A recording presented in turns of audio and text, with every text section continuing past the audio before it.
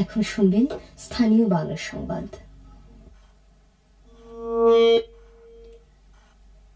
আসসালামু আলাইকুম। বাংলাদেশ বেতার সিলেট সংবাদ পড়ছি জয়শ্রী দেব। সাদাছড়ির আধুনিকায়ন দৃষ্টি প্রতিবন্ধী ব্যক্তির উন্নয়ন এই প্রতিপাদ্যকে সামনে রেখে সারা দেশের মতো সিলেটেও আজ পালিত হচ্ছে বিশ্ব সাদাছড়ির নিরাপত্তা দিবস। প্রতি বছর 15 অক্টোবর দিবসটি পালিত হয় স্বাভাবিক জীবন ব্যবস্থা নিশ্চিতকরণে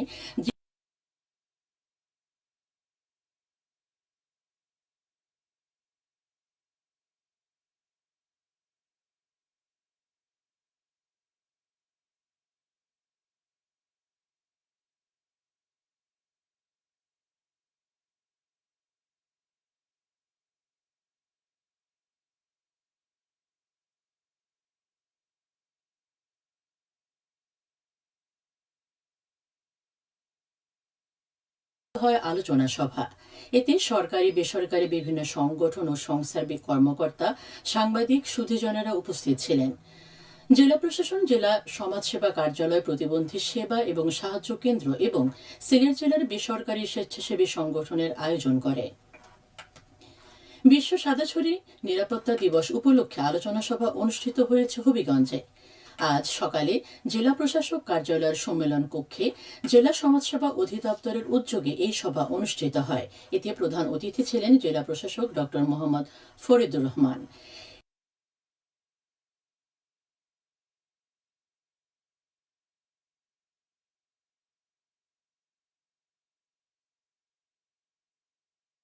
বিভিন্ন দিক নিয়ে আলোচনা করেন। বিশ্ব সাদাছড়ি নিরাপত্তা দিবস উপলক্ষে র্যালি, আলোচনা সভা, স্মার্ট সাদাছড়ি ও আর্থিক অনুদান বিতরণ করা হয়েছে মৌলভীবাজারে। আজ সকালে জেলা সমাজসেবা অধিদপ্তর কার্যালয় থেকে বের হয় সচেতনতামূলক বর্ণাঢ্য র্যালি। র্যালিটি শহরের গুরুত্বপূর্ণ সড়ক প্রদক্ষিণ করে কোর্ট পয়েন্টে এসে শেষ হয়। পরে কালেক্টরের সভাকক্ষে অনুষ্ঠিত হয় আলোচনা সভা। এতে প্রধান অতিথি ছিলেন জেলা প্রশাসক মোহাম্মদ ইসরাইল হোসেন। এ সময় 22 জন দৃষ্টি প্রতিবন্ধী শিক্ষার্থীর মধ্যে একটি করে স্মার্ট সাদাছড়ি ও 19 জন প্রতিবন্ধী শিক্ষার্থীর মধ্যে এককালীন 5,000 টাকা করে আর্থিক অনুদানের চেক বিতরণ করা হয়। সভায় প্রশাসন ও সমাজসেবা অধিদপ্তরের ঊর্ধ্বতন কর্মকর্তা, বিভিন্ন এনজিও ও সামাজিক সংগঠনের নেতৃবর্গ, দৃষ্টি প্রতিবন্ধী সহ 209 জন উপস্থিত ছিলেন। জেলা প্রশাসন, সমাজসেবা অধিদপ্তর এবং প্রতিবন্ধী সেবা ও সাহায্য কেন্দ্র যৌথভাবে এর আয়োজন করে। হাত ধোয়ার নায়ক হন এই প্রতিপাদ্যকে সামনে রেখে সারা দেশের মতো সিলেটেও জাতীয় স্যানিটেশন মাস ও বিশ্ব হাত ধোয়া দিবস পালিত হচ্ছে। এই উপলক্ষে আলোচনা সভা অনুষ্ঠিত হয়েছে সিলেটে।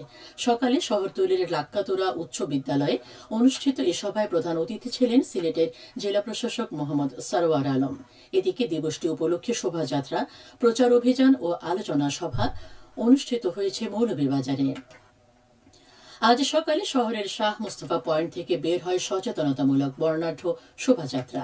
শোভাযাত্রাটি শহরের গুরুত্বপূর্ণ সড়ক প্রদক্ষিণ করে জেলা শিল্পকলা একাডেমি হলরুমে এসে শেষ হয়। এ সময় হ্যান্ড মাইক যোগে জনসচেতনতামূলক প্রচার অভিযান এবং লিফলেট বিতরণ করা হয়। পরে একাডেমি হলরুমে অনুষ্ঠিত হয় আলোচনা সভা। এতে প্রধান অতিথি ছিলেন জেলা প্রশাসক মোহাম্মদ ইসরাইল হোসেন। সভায় ডাক্তার, শিক্ষার্থী, শিক্ষক, অভিভাবক, সাংবাদিক, জনপ্রতিনিধি, এনজিও প্রতিনিধি, সুশীল সমাজের প্রতিনিধি সহ 366 জন উপস্থিত ছিলেন। জেলা প্রশাসন ও জনস্বাস্থ্য প্রকৌশল অধিদপ্তর যৌথভাবে এর আয়োজন করে। সারা দেশের মতো সিলেটেও আজ পালিত হচ্ছে আন্তর্জাতিক গ্রামীণ নারী দিবস। দিবসটি পালনের প্রস্তাব গৃহীত হয় 1995 সালে।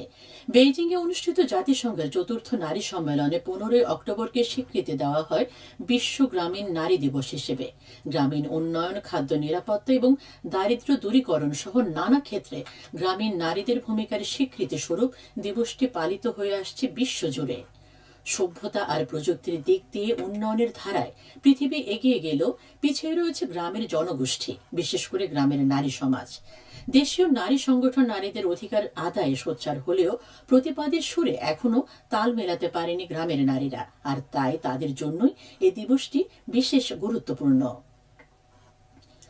আইন শৃঙ্খলা রক্ষা এবং অপরাধ দমনে সিলেট মেট্রোপলিটন পুলিশের বিশেষ অভিযানে গত ৩২ ঘণ্টায় ৬৭ জনকে গ্রেপ্তার করা হয়েছে। আজ দুপুরে পুলিশের পক্ষ থেকে পাঠানো এক বিজ্ঞপ্তিতে এই তথ্য জানানো হয়। গ্রেপ্তারকৃতদের মধ্যে রয়েছেন মাদক ব্যবসায়ী, ছিনতাইকারী, চোরা কারবারি, নিয়মিত মামলার আসামি, জুয়ারি এবং অসামাজিক কার্যকলাপে জড়িত ব্যক্তিরা।